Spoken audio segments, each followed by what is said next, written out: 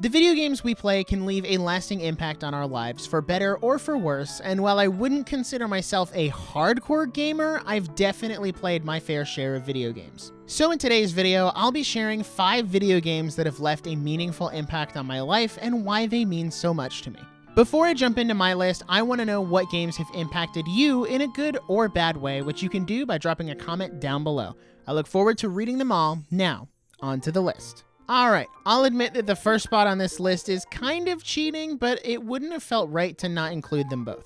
The Legend of Zelda Breath of the Wild and Tears of the Kingdom are 2 of my favorite games of all time, even though one of them is still fairly new. Now, I'm not one of those Zelda fans who's only played Breath of the Wild and Tears of the Kingdom. I actually started playing Zelda way back in 2013 on my Nintendo 3DS with Ocarina of Time 3D. While Ocarina of Time was my first Zelda game and the one that kind of got me into the franchise, Breath of the Wild is the one that really sold me. I remember when the Switch first launched and Breath of the Wild was the new hit game. I watched so many videos about the lore, all the things you could do in the game, and even spoiled myself on the cutscenes long before actually playing the game. I originally played and beat the game on my uncle's Wii U, but when I finally got my own Switch, Breath of the Wild was the first game that I bought just so that I could play it again. Now, let's fast forward a little bit. After 100+ hours in Breath of the Wild, it's now my favorite game of all time.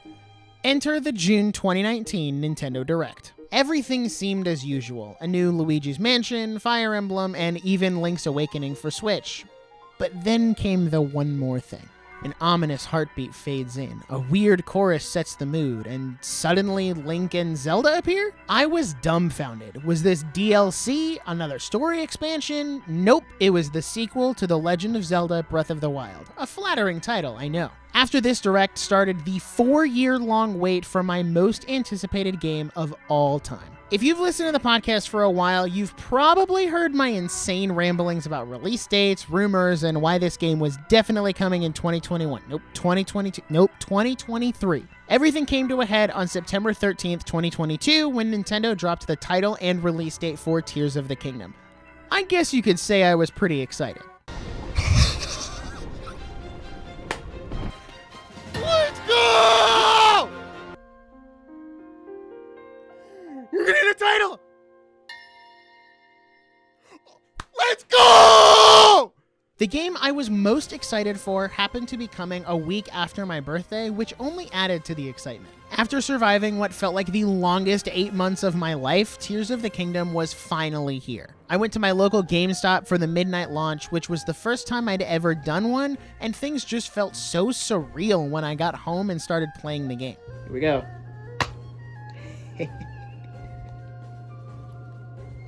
There it is, let's go.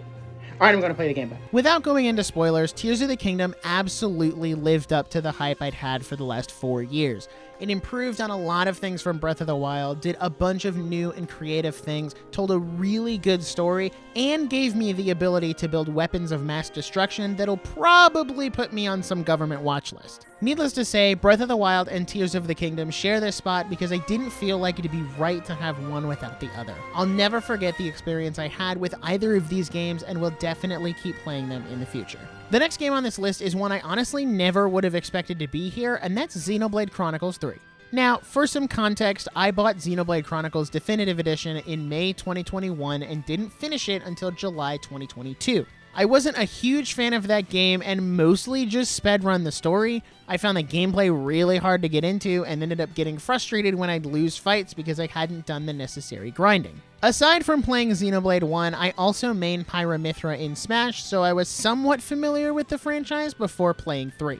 The trailer had kinda sold me, and I figured it'd be a fun experience since I didn't hate the first game, but boy was I wrong. I picked up Xenoblade Chronicles 3 on launch day and sank around 10 hours in on the first day. And not 10 hours of story, mind you, 10 hours of gameplay. I found myself exploring this rich, expansive world of Ionios, completing side quests, and really just doing the story last. This trend continued throughout my entire playthrough of the game, which shocked me given how I'd felt about the first game. One of the things I loved most about the game was the characters. I really enjoyed the main party and how they all grew together during their journey to save the world. The end of Chapter 5 left me emotionally devastated, but I won't say much more since I don't want to spoil it for those who haven't played. And I was even more emotionally devastated when I got to the end of the game, which ironically enough is what solidified Xenoblade 3 as my number 3 favorite game of all time. Another thing I want to briefly touch on are the themes of loss and moving forward that are present in this game. This was definitely one of those right place, right time games, which will also end up being true for the next game on this list. About a month before Xenoblade 3 was released, one of my close friends passed away.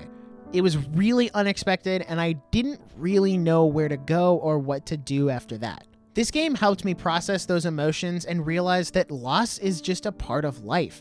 We can mourn those who are no longer here, but we have to keep moving forward, not just for our sake, but for theirs. Noah's character and the struggles he went through felt very similar to mine, and I could see a lot of myself in him. Xenoblade Chronicles 3 did a lot for my mental health, not only helping me process the grief of losing a friend, but providing an escape from reality as I graduated college, left friends behind, and even moved to a new environment. I truly appreciate this game, and aside from my emotional feelings about it, do feel like it is legitimately one of the best games ever made.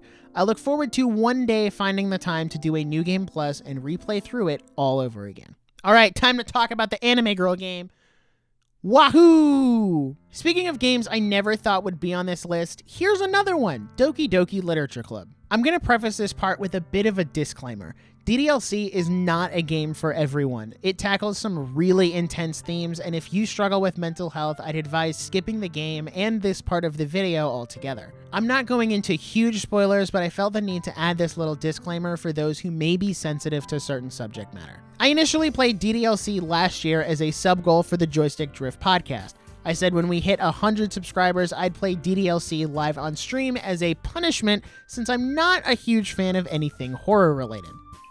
Best girl on screen, let's go! Lo and behold, we hit 100 subscribers and I begrudgingly set up the stream to play a game I wasn't really looking forward to. The only thing that really saved me was having my friend Colin there and interacting with the live chat. As I played through the game, everything seemed normal. There were some anime tropes here and there, but that wasn't out of the ordinary for a game like this. Until I reached the end of Act 1. At first, I wasn't a huge fan of how things played out because, quite frankly, it all felt too similar to a real-life situation I had been in. My first stream ended there since we'd been going for almost 6 hours and I needed to process everything that just happened. But after processing and breaking down what I'd just experienced, that's when things really started to change. The next day, I started the next stream, hopeful that there wouldn't be any more psychological trauma, but boy was I wrong. This is where the horror element started to kick in.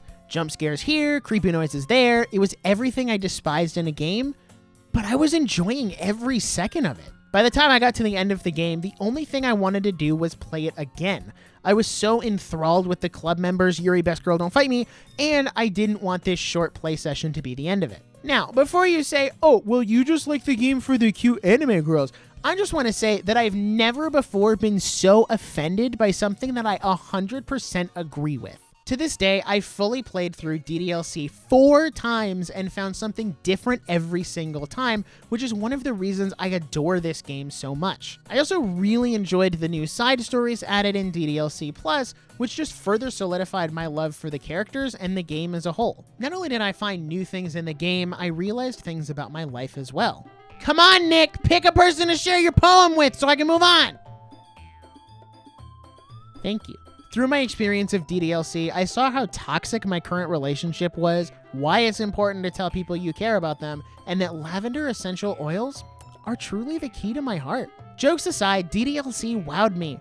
It was the one horror game I could finish and still want to play to this day, and it defied my expectations and broke into my top 5 games of all time. Heck, I love this game so much I bought the physical the black screen! Heck, I love this game so much I even bought the physical version despite already having the digital version, which is the first time I've ever double dipped on a game. If you're not sensitive to topics surrounding mental health, depression, etc., I highly recommend you give DDLC a try. It's a phenomenal game that only takes about 5 hours to beat.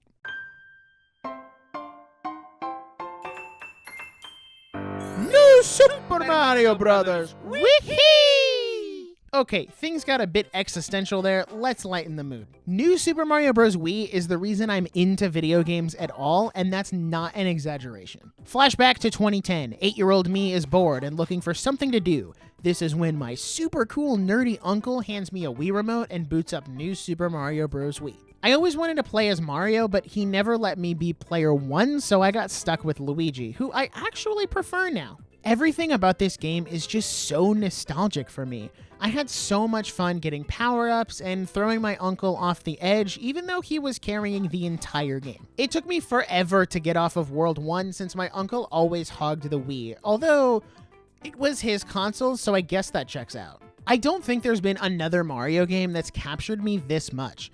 Not saying the newer Mario games are bad, because they're definitely not. It's just that New Super Mario Bros. Wii filled me with this childlike wonder and awe. That point being why I'm so excited to play Super Mario Bros. Wonder.